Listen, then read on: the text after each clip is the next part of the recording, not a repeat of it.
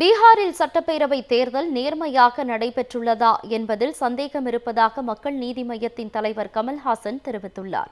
சென்னை விமான நிலையத்தில் செய்தியாளர்களிடம் பேசிய அவர், பீகாரில் சட்டப்பேரவை தேர்தல் நேர்மையாக நடைபெற்றதா என்பதை அனைவரும் சிந்திக்க வேண்டும் என்று கூறினார். ரஜினியுடனான படத்தில் இயக்குநர் சுந்தர் சி விலகியது குறித்து கேள்விக்கு பதிலளித்த கமல்ஹாசன், படத்தின் தயாரிப்பாளர் என்ற முறையில் ரஜினிக்கு பிடித்த இயக்குநர்களிடம் கதை கேட்டு வருவதாகவும் புதிய இயக்குநர்களிடமும் கதையை கேட்டு வருவதாகவும் கமல்ஹாசன் தெரிவித்தார். வெற்றியை பார்க்க வேண்டியது வென்றவர்கள், நாம் அது நேர்மையா வந்ததான்னு பார்க்க வேண்டியதுதான் நம்ம வேலை. உங்களுடைய தயாரிப்புல திரு ரஜினிகாந்த் அவர்கள்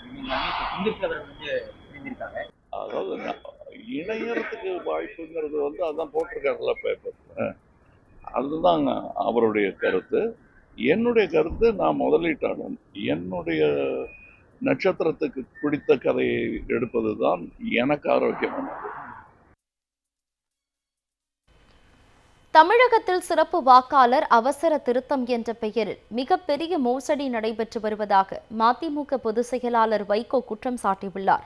சென்னை விமான நிலையத்தில் செய்தியாளர்களிடம் பேசிய அவர், பீகாரை போன்று தமிழ்நாட்டிலும் வெற்றி பெறலாம் என மனப்பால் குடிக்கும் திட்டம் ஒருபோதும் நிறைவேறாது என்று கூறினார். தமிழகத்தில் சிறப்பு வாக்காளர் அவசர திருத்தம் என்ற பெயரில் மிகப்பெரிய மோசடி நடைபெற்று வருவதாகவும் வைகோ சாடினார். தமிழகத்தில் திராவிட மாடல் நல்லாட்சி நடத்தி வருகிற என் ஆர்வீர் சகோதரர் மாண்புமிகு தளபதி ஸ்டாலின் தலைமையிலான கூட்டணிதான் மிகப்பெரிய வெற்றியை பெறும். தனி மெஜாரிட்டி டிஎம்கேக்கு கிடைக்கும். அதில் எந்த மாற்றமும் இல்லை. எனக்கு அதில் எந்த ஐயப்பாடும் இல்லை. SIR is the greatest fraud committed on the people by the election commission. மிகப்பெரிய மோசடி.